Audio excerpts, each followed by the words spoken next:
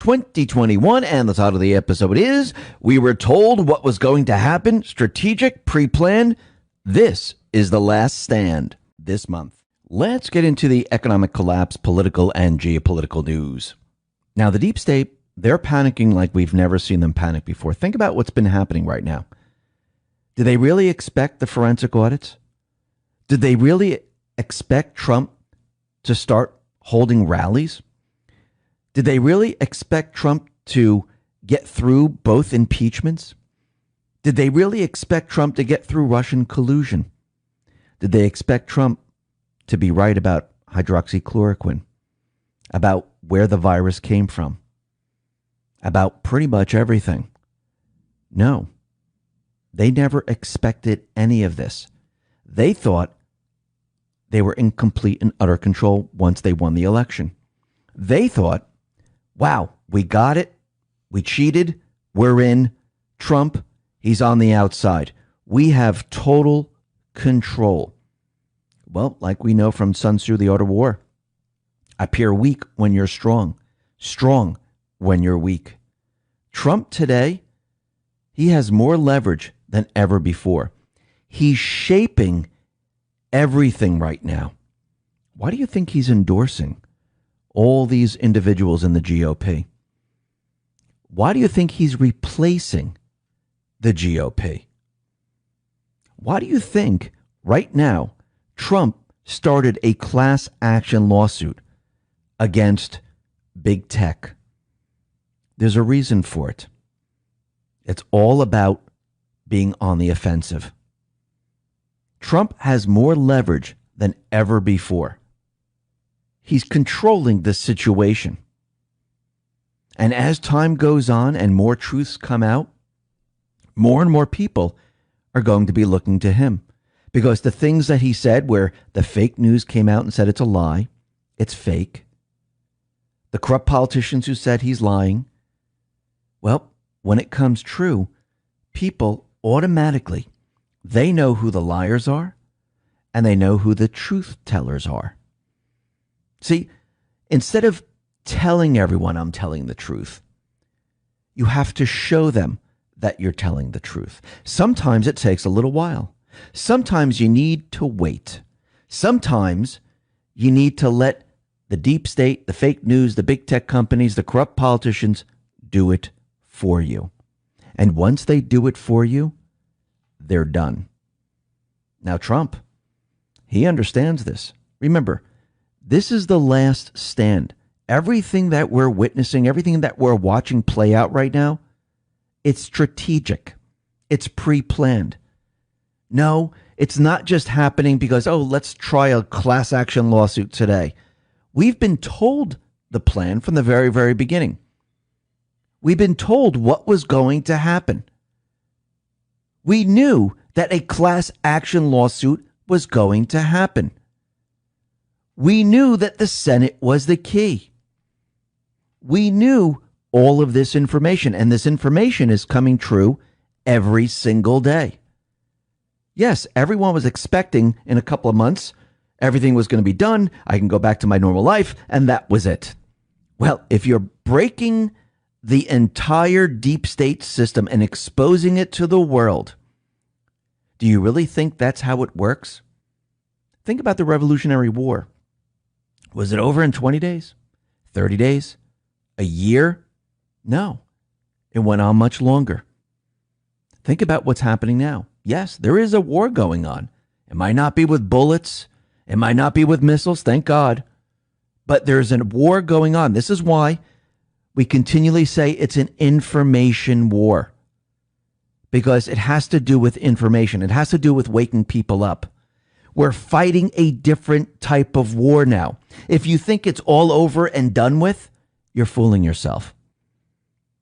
Right now, the patriots, Trump, those working with him, they are the hunters. They're going after the hunted. Why do you think hunters' information is being dripped out? Why do you think Durham is in the background? If you notice, there's no leaks whatsoever. See, if it was propaganda, if it was fake, there'd be leaks all over the place. a true grand jury investigation into multiple people, you keep it a secret. Nobody knows about it. That's the purpose of it. And no, Merrick Garland cannot stop him. He's a special counsel. He's in total control. Trump knows this. Why do you think he continually says, "Where's Durham?" Where is he? What is he doing? He knows exactly what he's doing. But remember the optics. Trump, it has to look like he had nothing to do with this. He's going to be very, very surprised about all of it. Think about what happened with Avenatti. Remember during the early part of Trump's presidency, we have Avenatti, Stormy Daniels. CNN had them on hundreds and hundreds of times. He said he was running for a 2020 election and everything else. And then everything started to fall apart. Everyone believed it in the beginning. And then all of a sudden, it turns out that he's a crook. Actually, Michael Avenatti, he's been sentenced to 30 months in prison for trying to extort Nike. Now, that's amazing. The judge actually said that his conduct was outrageous. He hijacked his client's claims, and he used those claims to further his own agenda. Now, remember in post 1759, this is July 29, 2018, and Anon put on the board, who is the real Michael Avenatti? I think we just learned who the real one is. He's a crook. He's crooked.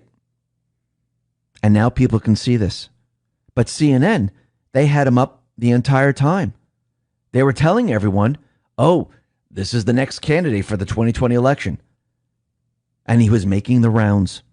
And that all fell apart. Actually, everything they tried to do completely fell apart. Now, think about what's happening with the election fraud.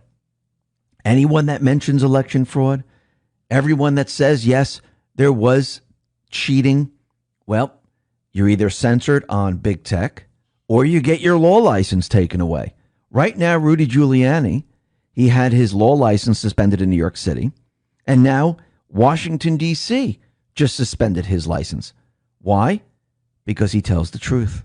Anyone that tells the truth today is censored one way or another. That's how you know it's the truth. That's how you know that's the real information. See, remember, the tyrants, the dictators, they need to control the truth. And the only way to do that is to block the truth. And that's what we see happening today. Why do you think when certain organizations like, the teachers union, when they get caught, what do? They hide the information. They take down the critical race theory documentation on their website. When people looked at Disney and said, wait a minute, you're teaching your employees critical race theory? What do? They took it down. Why? Because they need to hide the truth. That's what these people do. That's how you know that they're lying. Because if it was the truth, and they're on the up and up, they wouldn't have to take it down. The only reason people hide things is because they have something to hide. That's what they do. Now think about Fusion GPS, behind the fake dossier and everything. Well, Technofog tweeted this out. Lawyers for Fusion GPS are alleged to break ethics and DC court rules.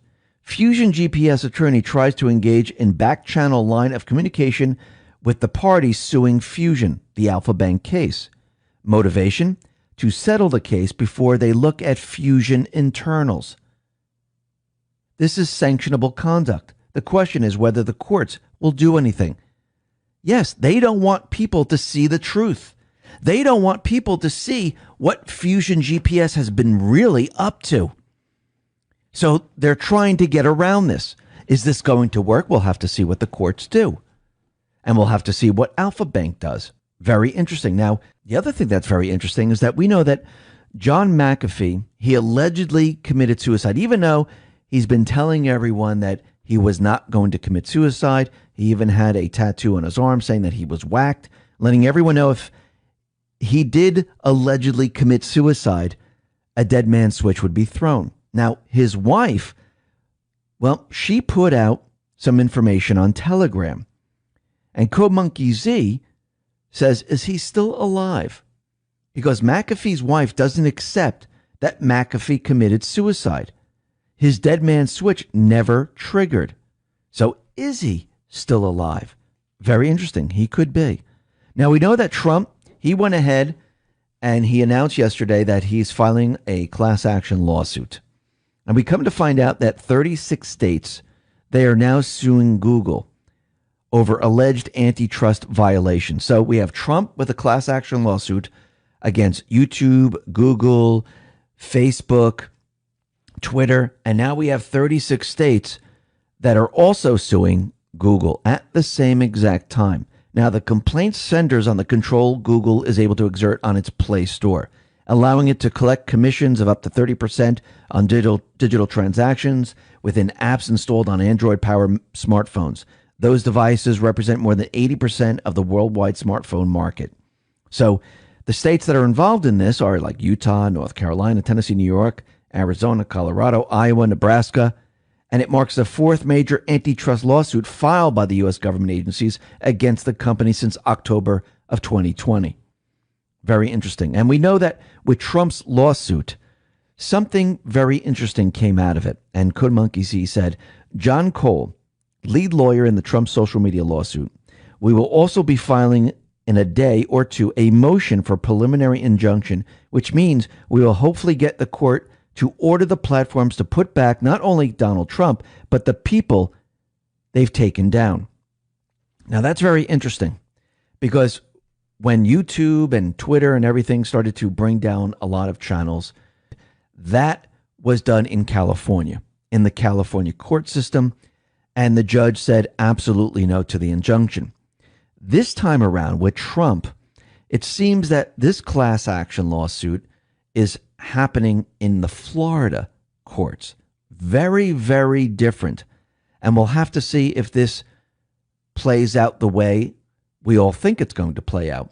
Will the judge allow the injunction? Will everyone be brought back up? Because if everyone is brought back up on Twitter, on Facebook, on YouTube, and these social media companies can't do anything, or they'd have to explain it to the judge. This is very interesting because where are we headed? We're headed into the forensic audit coming out. Now, people have a huge platform. Yes, people have moved to other platforms and people have followed people to other platforms, but now the same people will be on every platform plus Trump. Think about that for a second. Think about the power, and we'll have to see how this all plays out. Now, what's very interesting, it turns out that, yes, the NSA did spy on Tucker Carlson. So they went ahead and they spied on him. Now, the question is why? Well, it's come out that he was trying to set up a meeting with Putin. Now, that's very interesting because Tucker Carlson wanted to have an interview with Putin, was contacting Putin, and I do believe those who are corrupt, those people that committed crimes, they were a little nervous about this, where Tucker Carlson was going to talk to Putin. So they wanted to know what was being said. Why do you think they did this to Trump in the very, very beginning? Now, Jonathan Swan, he put this out July 7th. It says, new, Tucker Carlson was talking to U.S.-based Kremlin intermediaries about setting up an interview with Putin shortly before he accused the NSA of spying on him. U.S. government officials learned of his outreach, but that's where details get cloudy. Well, Richard Grenell responded to this and said, who requested to unmask his name? It's an easy answer for Avril Haines. There's always a list of requesters kept. Always. And yes, there is. We've known this from the very beginning. Because think about all the people that unmasked the individuals in the spying of Trump. Well, here we have Tucker Carlson, who was unmasked. So who signed off on this? Who allowed this to happen? And why did they want this? Well, remember going back in time when Putin responded to Biden? Remember Biden? He said he was a killer. Well, that's what he said about Putin. What did Putin say back to him? It takes one to know one. That's very interesting. So Putin publicly hinted at Biden's overseas crimes. And I believe this terrified Biden when Tucker Carlson was trying to get in touch with him. And I don't just mean Biden. I'm talking about Clinton, Obama, you name it. And they couldn't allow this to happen. And this is why they wanted to know what was going on. And then we have Haiti. And we know that through the posts that the Clinton Foundation and the Clintons, they were very heavily involved in Haiti. That now Blue Sky on Gab put this out there. Haiti president assassinated by highly trained and heavily armed guards. Haiti's U.S. embassy says the attack was well coordinated by highly trained and heavily armed groups. Assassins spoke English and Spanish with an American accent.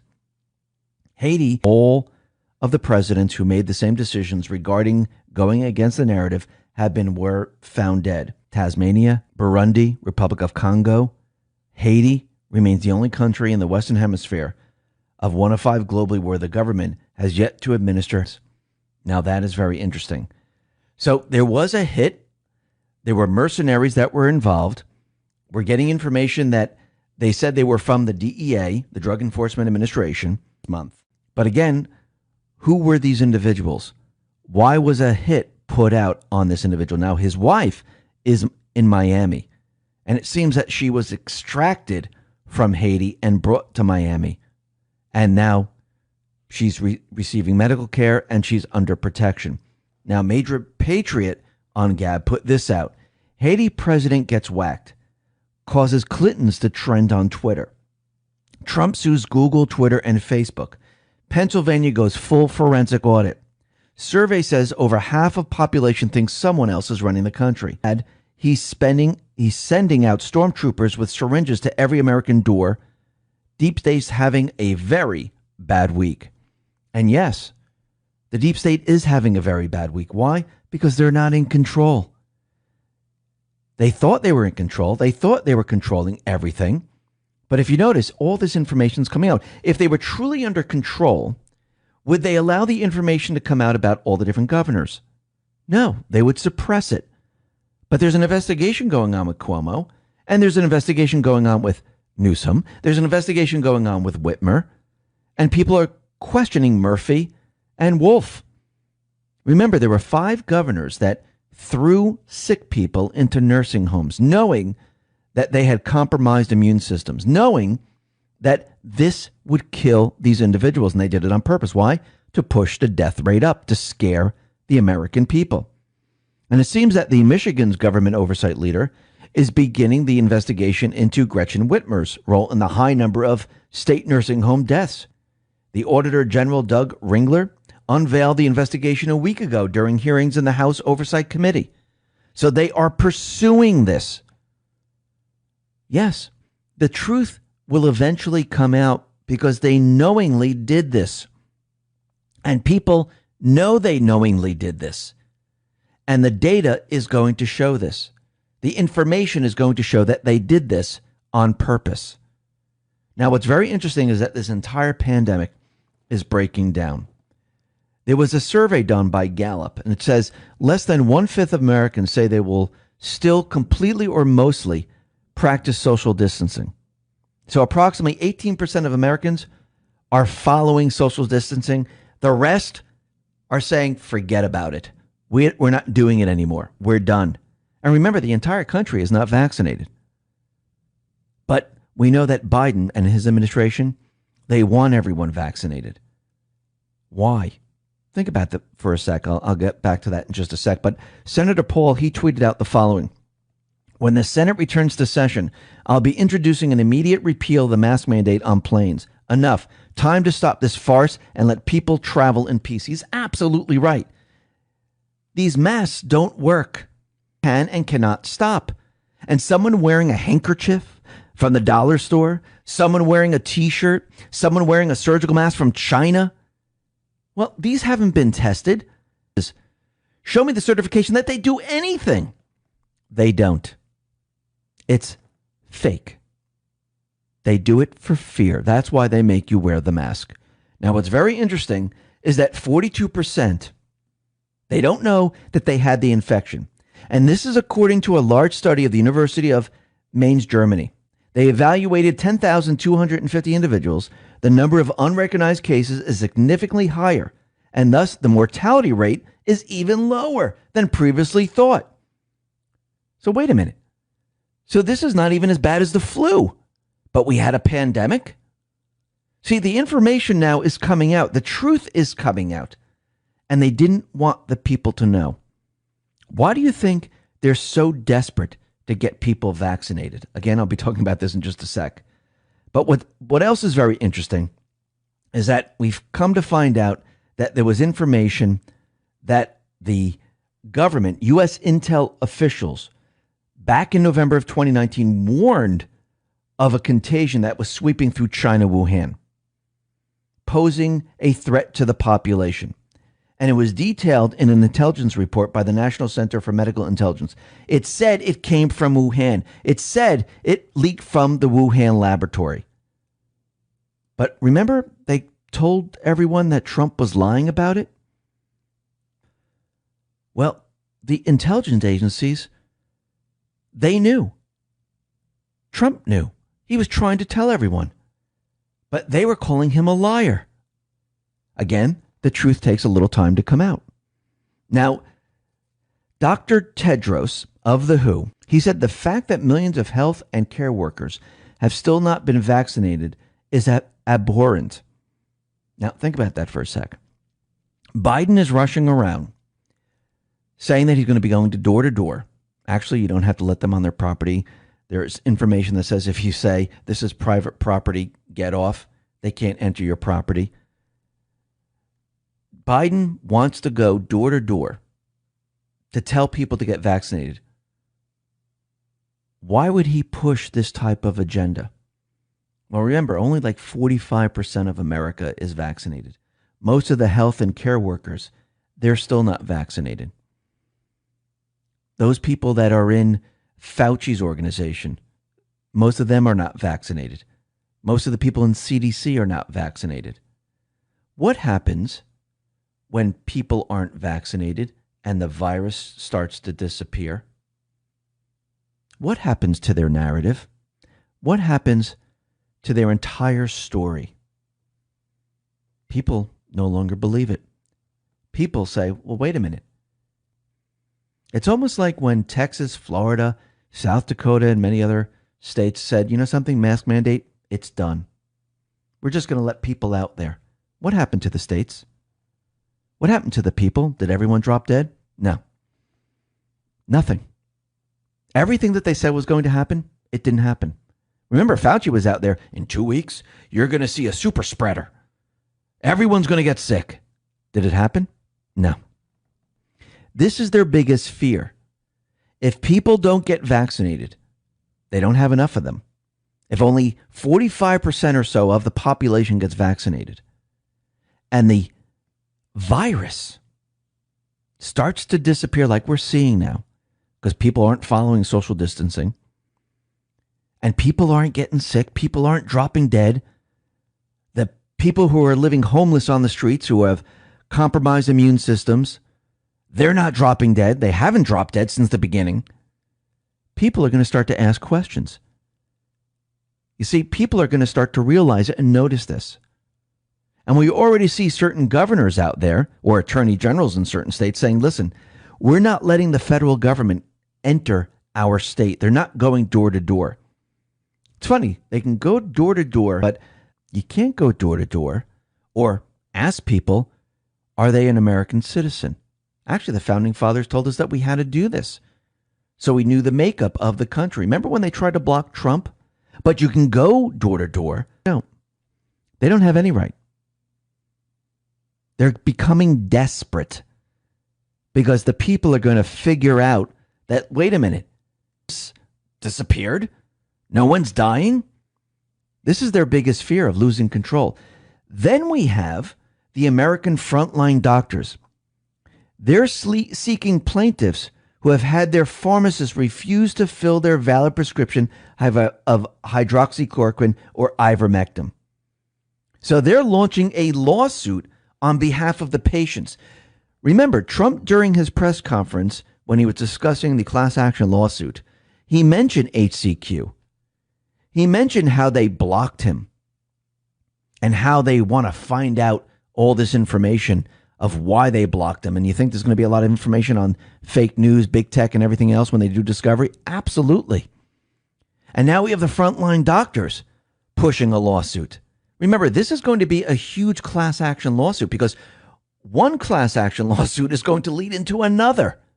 And when people find out that this was the cure and we had multiple cures, we never had to go through a pandemic, and we had big tech colluding with the pharmaceutical companies, with the deep state, and we had fake news doing the same, and corrupt politicians doing the same, and the pharmacists doing the same, well, it's not going to look too good for all these organizations. Things are going to get very, very tough. Now, out in California, they were trying to convince us that, listen, we should allow transgender males into women's prisons, just like we should have combined bathrooms, combined spas, and things like that. Well, we know the minority is transgender. We also know that there are certain individuals that take advantage of this. And since California has done this, the female inmates, they're terrified of the violent men being transferred in. A lot of the women are now complaining. I mean, who could have seen this coming? So after they passed this law, we're seeing exactly what we thought was going to happen. And actually, a 2009 study found that 20.5% of biological men identified as transgender women are registered sex offenders, with 49.8% of transgender women having committed crimes against persons. So right there, their entire agenda is falling apart. Just like defund the police, just like critical race theory, everything that they're trying to do is not working. Just like the January 6th protests where they're calling it insurrection, but no one was arrested for insurrection. And we finally found out and had the name confirmed of the police officer that shot Ashley Babbitt. Yes, it's confirmed that it's Lieutenant Michael Elberd. So while the USCP Communications Director, Eva Malecki, won't confirm he is the shooter in this case, she isn't denying it either.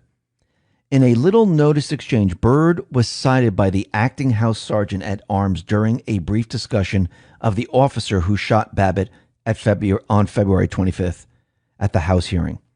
Both C-SPAN and CNN removed his name from transcript, but CQ Transcripts, which according to its website provides the complete words from Capitol Hill exactly as it was spoken, recorded the Capitol official, Timothy Blodgett, referring to the cop as Officer Byrd. His name is clearly audible in the videotape of the hearing. Take a listen. And we were in close contact. The situation where you discussed where Officer Byrd was at the door when Ms. Babbitt was shot, it was our Sergeant at Arms employee who rendered the aid to her. And it seems that they knew that this was the individual because following the shooting, do you know Byrd's internet footprint was completely scrubbed, including his social media and personal photos? Everything was completely scrubbed, so no one could find it. And now the truth is coming out. Again, Trump just mentioned this the other day. Who shot Ashley Babbitt? And now we're starting to get the information that's coming out. Now, the Arizona audit, it is continuing. We know that they're preparing everything. They're still trying to get the passwords for the Dominion systems and the routers. They're issuing subpoenas, and they're going to get to the bottom of this, and they're going to try to get the information. But Ken Bennett, he joined John Fredericks to review the status of the Arizona audit and to throw cold water on a number of rumors. Now, this is coming from the Arizona conservatives on Telegram, and this is what it says. Ken reiterated that there will be no preliminary report. The full results will be released a few weeks after the audit is completed, probably sometime in August. They have completed both the hand count and the forensic analysis of the ballots. He did not comment on the status of the machine evaluation, the envelope signatures review, the canvass, or any down ballot examination. The team is currently double and triple checking the tabulation, the aggregation of every ballot, and the 90,000 tabulation sheets. Ken says they actually sent us more than 2.089 million ballots. Because of the duplicate ballots, There were about 20 to 25,000 damaged ballots that had to be duplicated, and they are rechecking those numbers to make sure nothing is double counted. If the audit reveals problems, Ken believes that the governor will call a special session next fall so that the legislature can address those issues. John Fredericks asked Ken if the legislature has the power to decertify the electors. Ken responded, no, there is no provision in Arizona law currently to decertify the results canvassed last December. Ken suggested they may need to create a new law to enable that in the future. So right there, Arizona cannot decertify the election. But remember, when Trump said, listen, if you steal diamonds and you're caught, you don't get to keep the diamonds, you have to return them. So if a criminal or multiple criminals are caught stealing an election, what happens? Since we know they're not going to decertify, are these individuals charged? Is the election then taken into the hands of some other body, maybe the military? Remember, this was individuals who knowingly cheated in a presidential election. We had systems that knowingly switched votes in a presidential election. We had systems like Dominion that were accessed by foreign governments in a presidential election. So what happens next? Does the military step in? Maybe. We know from the Post, the military is the only way forward. Trump put this out. This is a statement. And he says the fake news and big tech and Dems coordinated attack on the millions of people in our country who call the 2020 presidential election disgraceful and corrupt is failing. More and more people are calling it rigged and stolen. So as more and more people are starting to realize what happened in the 2020 election, because now as the polls are coming out and as people are seeing this, people now are questioning the elections. And as the results come out from not just one state, but multiple states, people will see the proof that there was cheating, that foreign governments interfered, that there were multiple number of people that were involved in this, that knowingly cheated in the election. With the class action lawsuits with big tech, we'll find out that big tech most likely colluded in all of this. They were in direct conversation with maybe certain government officials. If you see the treason, if you see the crimes, if you see all of this, what authority steps in? What authority says, okay, this isn't right. There was cheating in this election. I wonder why Secretary Pompeo, former Secretary Pompeo, pointed us to Myanmar, where the military stepped in because they realized that the people that were running, they cheated. I wonder if the same thing's going to happen here. Plus, we have a lot more going on here. We have the investigation into Hunter Biden. We have Durham. We know that Durham has been monitoring certain individuals' emails, texts. We got a taste of it. We know it was Schiff, Swalwell, and many others. I wonder what else he's been monitoring the whole time. You see, they didn't interfere with the enemy. They let them commit the crime. Because if they commit the crime, they can capture everything that they're doing. They have the proof they need. They have their conversations.